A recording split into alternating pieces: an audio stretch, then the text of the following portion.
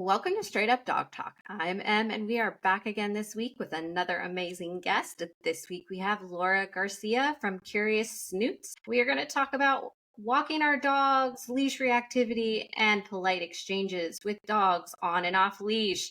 How are you doing today, Laura? I'm doing amazing. I'm so excited to be here. I've been looking forward for this moment for so long. Well, I'm super excited to have you. We've had some really great exchanges, and you have some really educational content on your Instagram. And I think that as a professional pet sitter and dog walker, you deal with a lot of things that people don't realize because people make lists. And I am now that person because I was the person that pet sat for other people. And I'm okay with that because I would rather know what your preferences are and not have any issues than you leave me no instructions and then there be absolute chaos. So, to start off, why don't you tell everybody a little bit about yourself, how you got started dog walking, and Ooh, okay. Well, I'm going to start with the beginning. So it's a little funny. My whole life, I was working in corporate marketing and business jobs. Then I moved here to Canada to study marketing.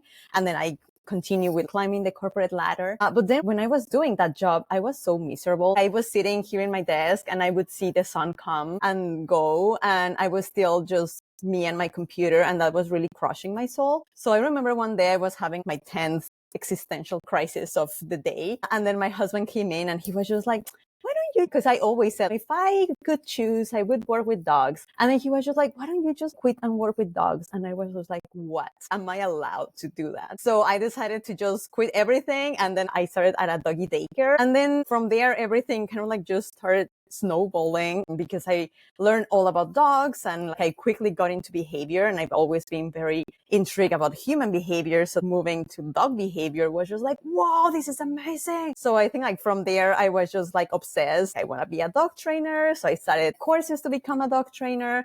And what I could see in the daycare environment is that there are a lot of dogs who really hate it there. They are not daycare dogs and they just get pushed there because people think that that's what they need. And then they're like stressed out all the time. And I was like, I really want to create a service for this type of dogs. You have a horrible time in a busy environment full of dogs and it's way too much for them. So I decided to focus on these dogs with big feelings that really need more of this one-on-one approach, and they need help exploring the world and just having a little buddy to guide them and really help them thrive and get curious. So that's where Curious Snoots came out, because to be a dog trainer, I need more one-on-one experience versus handling a ton of dogs, which at that point, you really just keep them alive. And for my job, now I have this experience. So honestly, Curious Snoots is the perfect job for anyone who wants to become a trainer, I always say, because you really get to work with these sensitive dogs that need you to step up your game. A lot of my clients always say,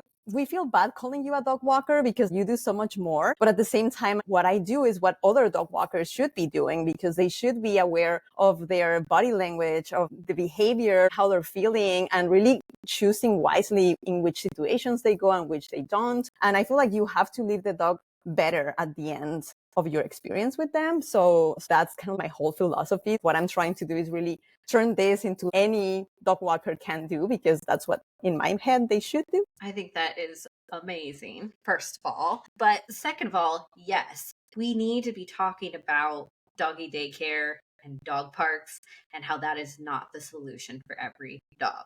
Fitz was the dog that made me really learn that. But he was also the first dog that I had that didn't have his own backyard.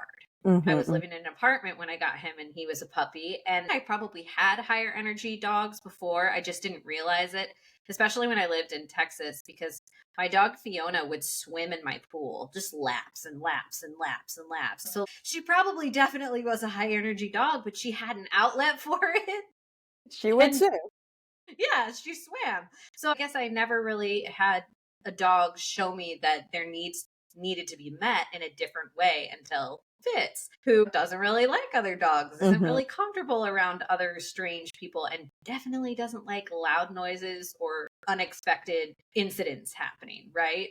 I think we all either have that experience or we're just completely not aware that those experiences exist until we are. Yeah. And like, that's what I get. Like, and a lot of my clients, they used to be daycare dogs or dog park dogs. And then like they slowly realized that that wasn't the best solution to what their dog really needed. But I think at the same time, there's not enough, just like you said, like there's not enough discussion about it. I feel like sometimes the discussions get too discussion-y, and then you find out like all these like, people attacking you because you dare to take your dog to the dog park. Honestly, that's one thing that I love about like finding people like you, because you're really bringing kind of like this environment of like, let's just talk, like let's just talk dogs and like put it out there and like not shaming anyone. Everyone's different. And I think acknowledging that and not making people feel ashamed of their choices is really where all the growth really starts coming up. That's a big thing that for me, I stay away from any type of judgment. And I feel like sometimes my clients come in and the meet and greet, they say things and they don't know if I'm going to react, because there's a lot of people around here that they immediately go into shame. No, the fact that you're coming to me means that you care about your dog. You want to give them the best of what you have available. I really want to give the same service that I do everyone, because then we both learn together. And then I have these people who maybe they have bad fame in their neighborhood and they felt bad because other people were shaming them for their choices. But then when they see me with their dogs and how happy they are, then they get into this training. I remember one time for one of my clients, I taught them how to catch. And then they would message me on the weekend like, oh my God, I made him catch 5 times out of 10. It's so nice to get people into getting to know their dog and have fun with their dogs, which at the end of the day, that's my goal in the world, just to teach people how fun dogs are and how much fun you can have together. So yeah, we definitely need to start talking more about every dog is unique and every dog needs different things. And sometimes you may have an expectation of what a dog wants or needs, but then you really have to stop and look at your dog and listen to whatever they're saying. Yeah. And honestly, you just said a lot. There's a lot to unpack because every dog is unique and individual, and we need to let them have their own emotions and thoughts and feelings. And we need to look at our dogs as unique individuals and not try to transfer our own, this is what I'm supposed to do, onto the dog, because it might not actually be what the dog needs, and it might not actually even be helpful. And I think a lot of people don't know how to play with their dogs. They don't understand play with their dogs. And then they say, my dog doesn't like toys, or, oh, my dog doesn't like this, or, oh, my dog isn't food motivated, or this, or this, or this. And there's all of these reasons that it could potentially be that way, because you can build food drive in a dog. You can build toy drive in a dog. You can learn to play with your dog, but you have to be willing to experiment and try different things.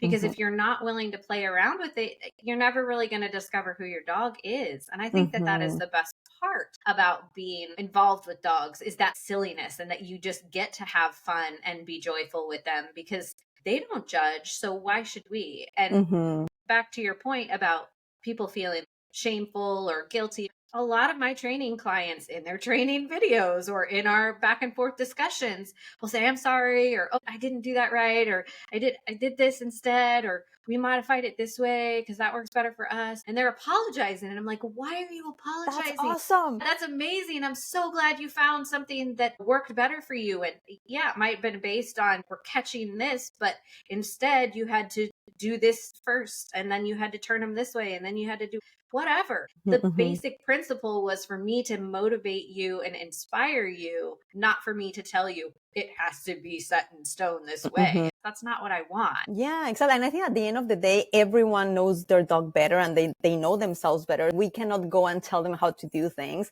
And I think I do have also a lot of empathy for people, because that was me. I had a dog. I am originally from Mexico. And back then I had a Cocker Spaniel, Wamba. I love her. And she died 3 months after I came here. But she was my childhood dog. And I can tell that I didn't know better. So sometimes I get like this shame. One time I remember I woke up in the middle of the night and I started crying, because I was just like, if she saw me the way I'm being with these dogs and the way I was with her, like so boring, I didn't do anything with her. I thought that she didn't know how to do anything, but she was so food motivated that I was like, oh, we could have so much fun, and I could have trained her to do everything. But it's just like, I have to go back and say, I didn't know better. So when people who, like a friend of mine just told me, my dog doesn't want to play. And then she sent me a video, and he's like a little statue, and he would just like throw the ball, and the dog was napping, so she was just like, what are you doing? And it's just like, well, there's a lot of things you can do different. But then I think like it's very easy for me to not jump into, my God, these people are so stupid, because that was me. Like, so I have to like keep that in mind and just like introduce the idea, because for me it's that sometimes you have to see someone else doing it for you to say like, hey, like I could do this. And I think like a lot of what I'm trying to do with Curious Snoots is really changing the idea of what people see as a walk, because to me a super fun walk could be just in the alley with a long line playing with a talk toy. And I think people, they always see miles and steps, and in my head it's really an experience in the world. So anytime you step outside of your building, that to me it's a walk, because you have a leash and you have so many things that you can do. You can do training, you can just not doing anything and let the dog settle, or you can do some sniffy games. For me, like walking is so boring, and I think that's why a lot of people go into walks with their brain shut off, and because they're just like, oh yeah, I'm just holding the leash to keep the dog safe, they're doing their thing. But it's just like, no, what if this time could be your time to connect, and your time to have fun, and your time to relax after a stressful day, because you can just be silly with your dog. So that's my biggest goal in life, just to do that switch, intervene that way into people's life, and I feel like I would be happy. No, I completely agree. First off, to the point, you don't know until you know, right? That is why I started this whole podcast, because I think there are so many things from so many different perspectives that people just don't know. And it might be something simple like having fun on a walk and being silly with your dog and connecting, or it might be something more serious like your dog is going to doggy daycare and absolutely hates it, and that's why they're having diarrhea and vomiting every single night and crouching and crying in the corner. There's a wide variety of things that we can cover here, and that's why it's here, so that people can learn and discover that stuff. But also, yes. A walk is an experience. It's not about how many steps you take. It's not about how far you go. Who cares if you get to the stop sign and back? Who cares if you only get to the neighbor's house and back? If your dog said, okay, I sniffed all these things and now we're turning around and going home, and that's what they want to do, then that's fine. They got what they needed. I think that people need to understand, if you want to go for a run and you want to run a certain distance, or you want to get a certain amount of calories burned, or you want to walk at a certain pace and you want to walk in a certain area of the neighborhood, go by yourself. Your dog does not want to do that. Your dog smells everything around you and hears everything around you, and their sight, their hearing, and their sense of smell is way better than ours. So they're seeing layers of things that we are not even acknowledging. So it's so important to let them have the experience that they want to have on the walk, instead of trying to control them. Mm-hmm. What is the whole point of taking your dog out on a walk and just trying to get them to walk in a straight line right beside you the whole time in a heel? For what? Just like, frustrating for everyone. Yeah, it's frustrating for everyone, and it's boring. It is. It's boring for you. It's boring for them. If the whole purpose is getting the exercise, there are so many things that you can do instead that are going to mentally and emotionally stimulate them, as well as physically stimulate them at the same time. And that is where I think people get lost. And that's where enrichment truly comes in, and that power of making sure our dogs are emotionally and mentally balanced as well as physically balanced. Yeah, no, like totally. Yeah, so many people are just like, give the dog a lick mat. And that's what we need. That's what they need for the day. And you guys, lick mats are not bad. I am not dissing on the lick mat here, but the lick mat is like scratching the surface. Tiny little piece. What? Yes, it's just the very basic beginnings of what enrichment is. And I think if people had a better understanding of that, we would have a lot more happy dogs and way less dogs in shelters. Yeah, totally. And I think like that's how like everything started morphing, because when I initially designed my walks, I would call them like enriched dog walk. Like, I remember in the beginning, I would even bring like cardboard for them to like destroy or like do more things. But like the more I started learning, the more I really got into, like focusing more specifically on like reactive dogs and like working on reactivity, and then just building that engagement. I've been taking so much from like the sports dog world. Honestly, the moment I found fancy dog sports, it was just like a game changer for me, because I initially started like in dog training in a very, very, very, very, very force-free side of things. And just like things weren't clicking for me. And I paid so much money for that course. And I still regret it. Sometimes I wake up at night and it's just like, oh my goodness. It was a good beginning. But I hated the fact that they were selling me a philosophy and they were really just telling me what to believe. And I remember one time in the Facebook group that we had, someone asked, oh, which one is the quadrant that we don't like? And I was just like, you should be thinking that yourself, not be waiting for someone to tell you, we don't like this. So I hated the fact that they didn't let me question things and they didn't let me just ask questions without feeling like I needed to walk on eggshells. I am like in permanent hiatus from there. And then I was lost for such a long time until I found fancy dog sports. I remember I had one client and it was very specific things like high arousal. And then I went into fancy and then I found a specific course that it was like a 6 week course for this type of specific dogs. And I was just like, yes. So then I've been really just taking what my clients need and find the information that I need to serve them. And I think this process of learning and applying has been just such a game changer for me, because that's, I feel like, how it has to be, because I am applying to clients and I'm always troubleshooting things and like looking for something else. I'm picking here, I'm picking there, and I'm mixing like my own little potion of what I know based on what I find, instead of them getting just a filtered version of dog training that's not really what I wanted. I'm with you on that because dog training is unregulated in the United States. Now, it is becoming more of a trend. People want you to have some kind of certification. I haven't taken the big one, which is the CPDT-KA. I have all of my note cards. I'm studying for it. I do think it's important to know the quadrants and Lima and all of that stuff. But like you, I have taken many specific certifications outside of that big general one, because as important as some people might think that certified professional dog trainer knowledge assessed title is, I feel like that does not always apply to the dogs that I work with. That's why I have an enrichment technician certification. That is why I have the family dog mediation certification. That is why I went through Michael Shikashio's aggressive dog master course.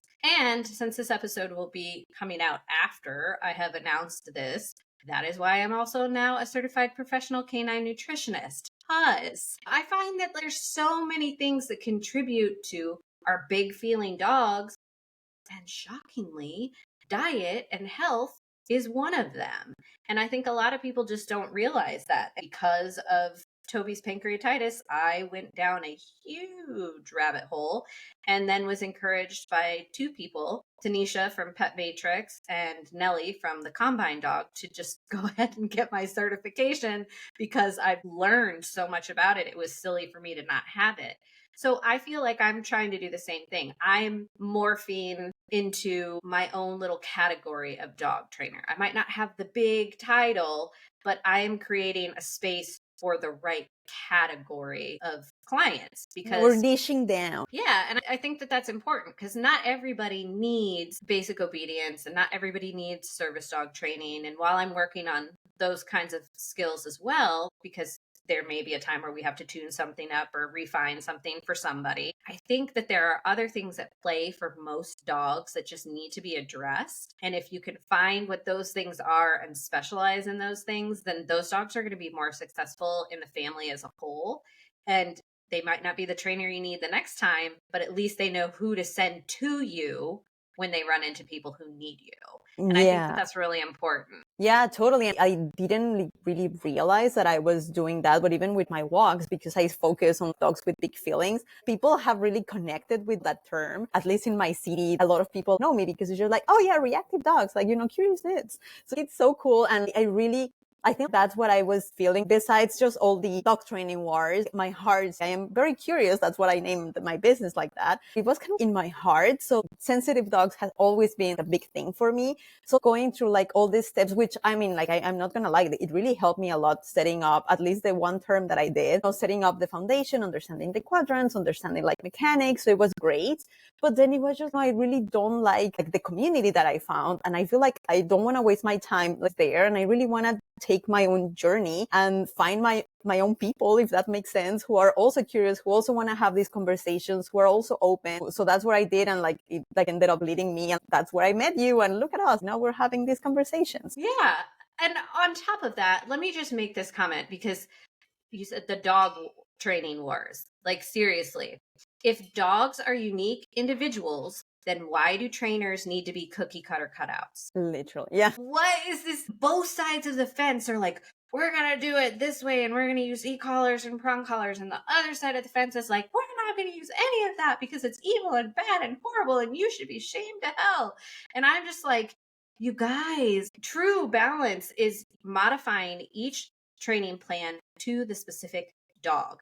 I have a couple that I'm working with currently that have 2 dogs, and I told them from the start, we're going to start in the same place, but I guarantee you that their training plans are going to diverge and we're going to be working on 2 totally separate things. And we have been. We've been completely working on 2 totally different things. And they were like, wow, we didn't really expect for it to be this different for each of them. And I'm like, but you understand, right? And they're like, yeah, no, we totally get it. We see that this dog is way more energetic and wants to be very involved and is very eager to please and do all the tricks and do all of the whatever. She's happy to throw her face in a muzzle. She's happy to spin circles and do all of the things. And the other dog is like, well, if I have to, I might be an Eeyore about it, but if you're going to give me treats, okay. It's just so fun to see those differences. I love that they are so involved in it and that they love seeing the difference and really catering to each dog as an individual, because that has made them more successful overall in their family situation and how they operate together as a unit. Mm-hmm. And if we just tell people you can only do it one way forever for the rest of time, what are we changing, guys? We're not changing anything. We're still having the same stupid discussions. We're still making people feel bad about stuff.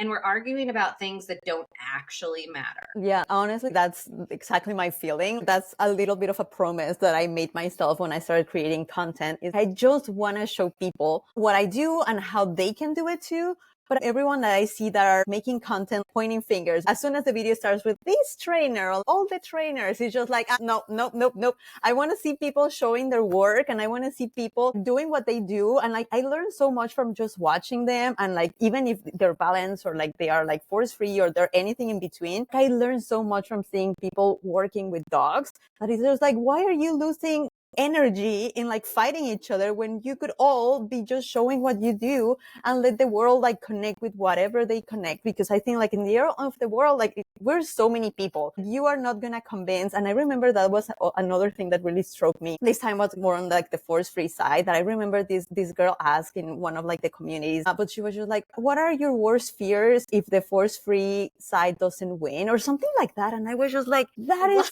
terrifying. Like, and if you live with that, you know, if you see everything that's happening from this, the world is gonna end if the other side wins. It's just like, what? I remember I left the group immediately after that. I was just like, I cannot. Clients see everything online and they're so confused with what they should do and what they shouldn't be doing. I think all of that is really just confusing people. So it's just like, no. We should stop. And that's why I'm extra focus on sharing the good parts of dogs and also the good parts of humans. Because just like you mentioned, like in those videos of my interactions with people outside, I always try to be aware of my surroundings. And that's something that I also teach people, because now I've started doing kind of like coaching people's on their people walks. So I kind of like teach people how to do the walks the way I do it, but now working with the human and the dogs. So something that I always explain is your head has to be also like steps away. There's a dog off-leash over there. Maybe let's go this way instead. And I feel like some people, they're just in their thing that they don't even notice until it's too late. And then they have the explosion. They have like this horrible thing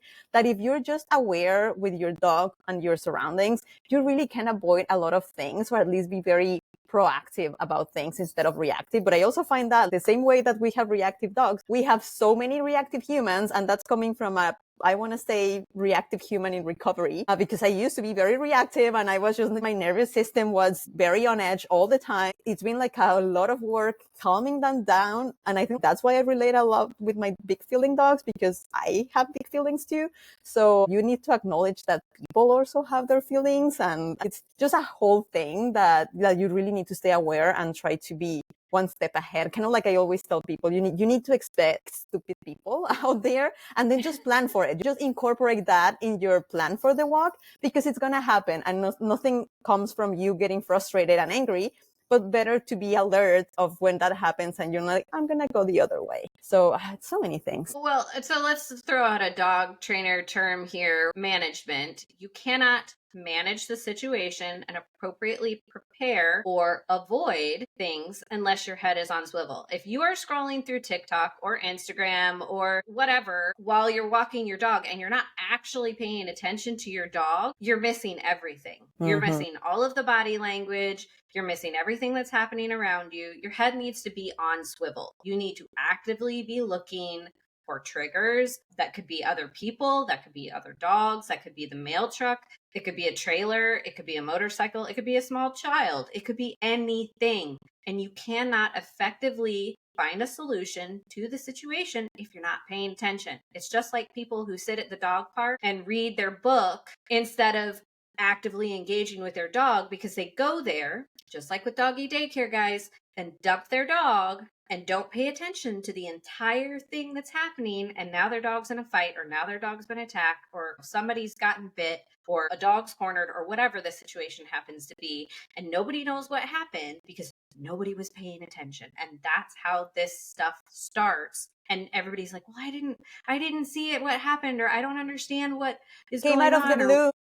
It came out of the blue. No, actually, it didn't. There was definitely a wind up and you totally missed it. So there's definitely some accountability that needs to take place. But when we take accountability, we also have to learn how to advocate, which brings us back to your little video that was such a good example of communication. So why don't you tell everybody about that situation and that video? Yes. Well, I was walking one of my big feeling dogs, and I went on a little hike with her, and I knew that path that we were going to take, there was a high chance that we were going to find an off-leash dog. And that day, I normally don't take this particular dog for such a long hike, because that time I was doing a longer walk than usual. So I was like, yes, this is my time. And I remember I had my husband with me because he was recording some content. So I felt kind of like, okay, I have a bit of backup here. So I felt confident of going. And then, yeah, sure enough, there was this lady coming down the stairs with her dog off leash, which at the beginning I noticed it was one dog, but then it turns out it was two dogs, but they were like all twins. So I remember I just told her, hey, do you mind putting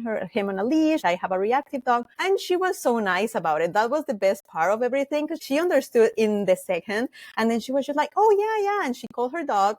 I moved to the side because I know that dogs, if it was still off leash, he could smell my dog and wanting to come say hi. So I just kind of like move on the side to let her do all the leash up. And that's where I saw the second dog. And I kind of explained to her my plan, because it was like a tight path, but then there was a little side, like kind of like two paths very close by. So I told her, I'm going to go this way, if you can come this way. And she was just like, yes, got it.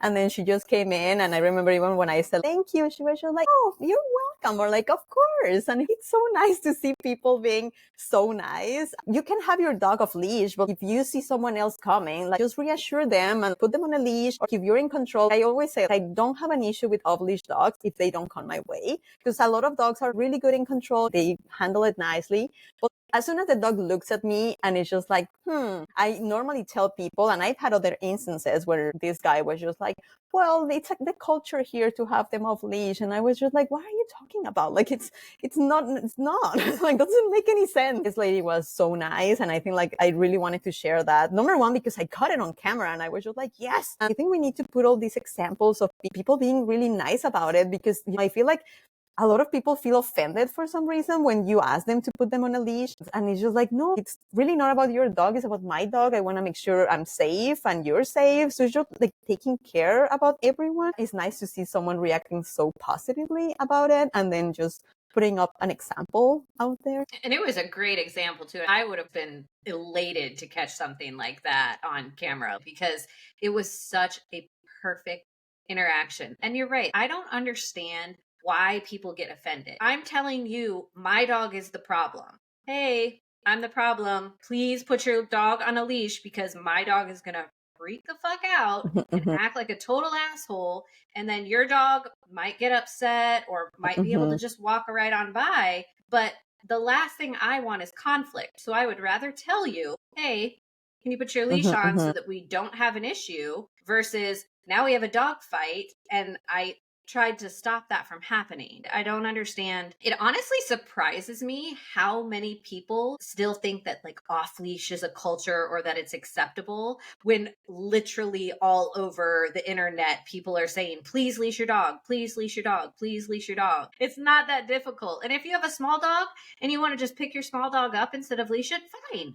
That's Just fine. have them in control. That's fine. I don't care. But I never had any interaction because the lady was far away and I could see the dog was off leash, far away from the owner. So I was just like, you know what? I'm just going to go the other way. But there was this moment very nerve wracking that I could see the lady, but I couldn't see the dog. So I was just like, is the dog going to come this way or that way? And my dog is very reactive. If they come to our place, could be aggressive. And I am just trying to keep everyone safe. And here I am trying to watch out where the dog is coming from because a lady is just like, hell, like let them have their fun.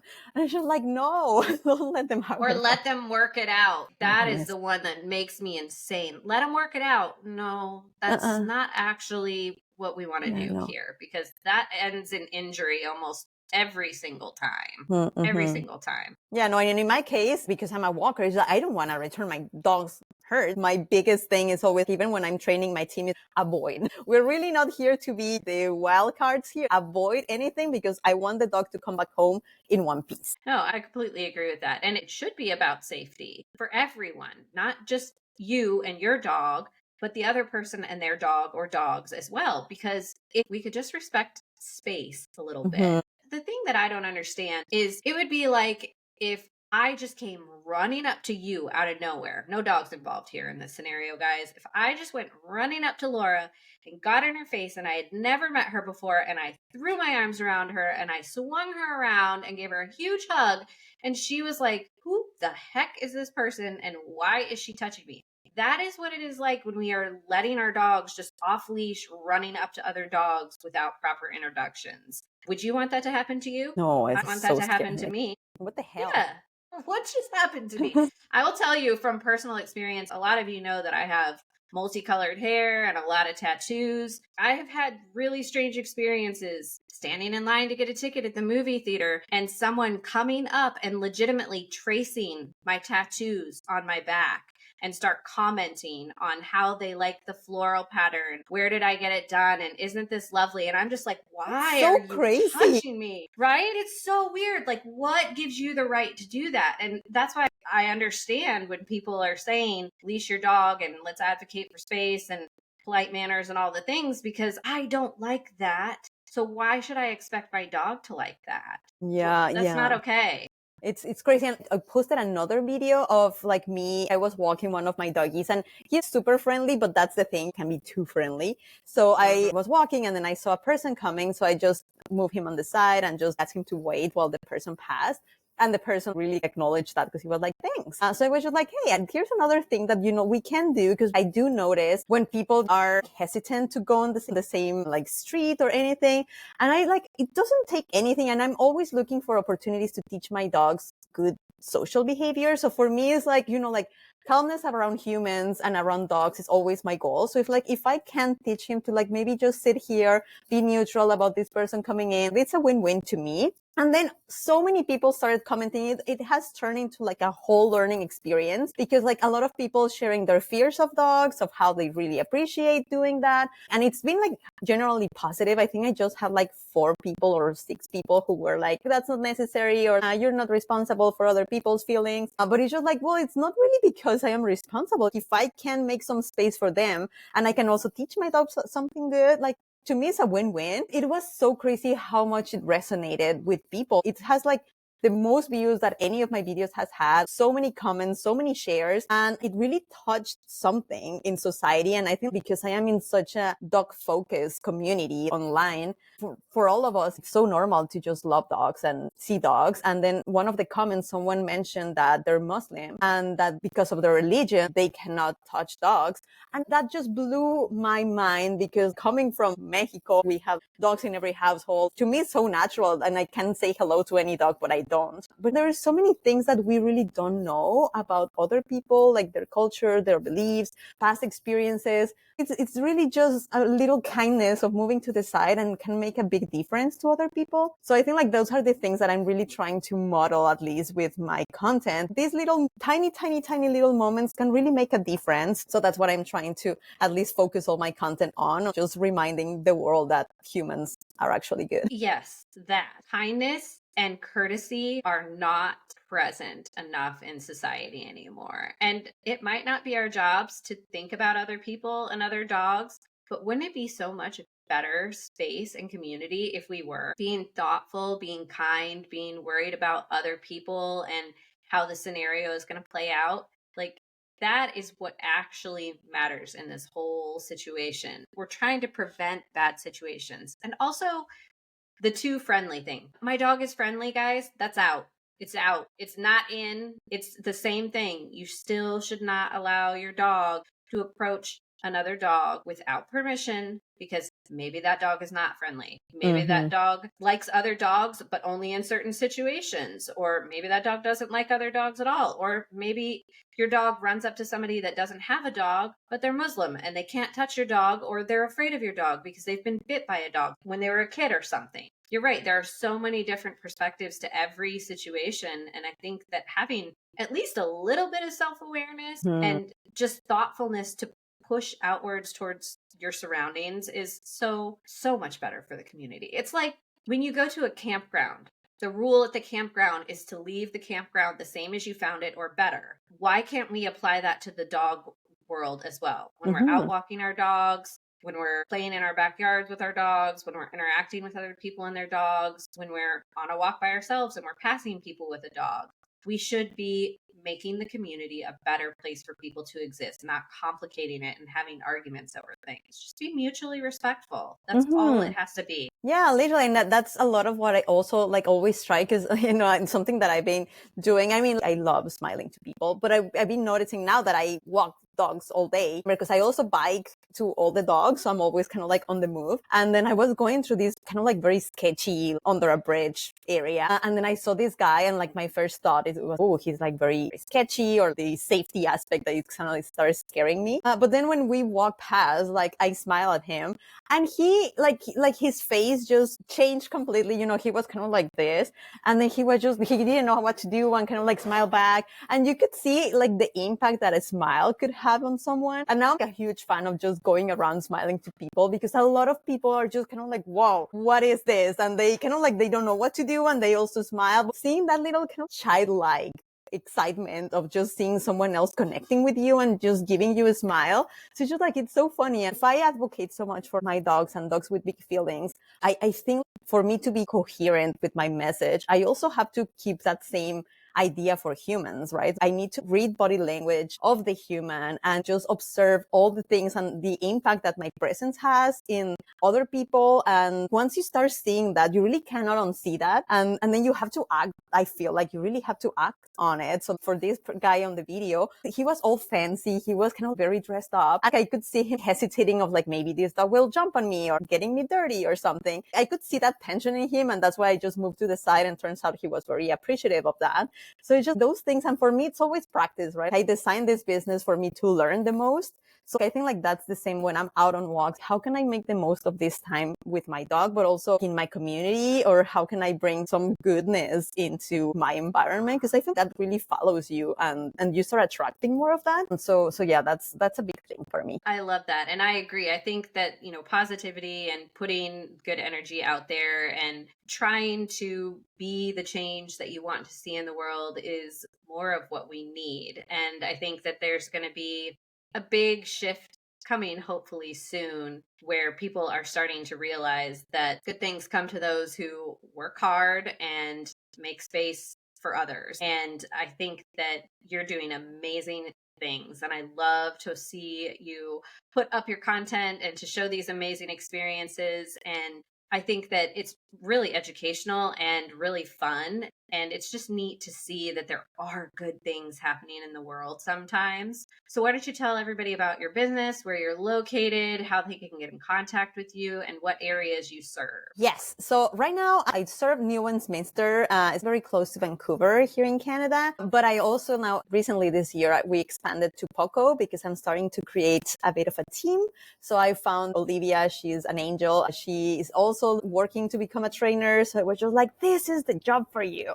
So she started doing walks. So now we serve Port Coquitlam here in BC. And my plan really is to expand more, but really, I really am trying to look into a way to turn what I do into something I can really share online. So that's something that I'm working on, figuring out a plan of how I can really bring this joy, this concept of walks that I have into the world so anyone can have this experience. And of course, I also want to expand more here in the lower mainland. If you want to connect with me, you can follow me on Instagram is where I'm the most active. You can just look for me at Curious Snoots with double S. Like sometimes people miss it with the curious and the snoots.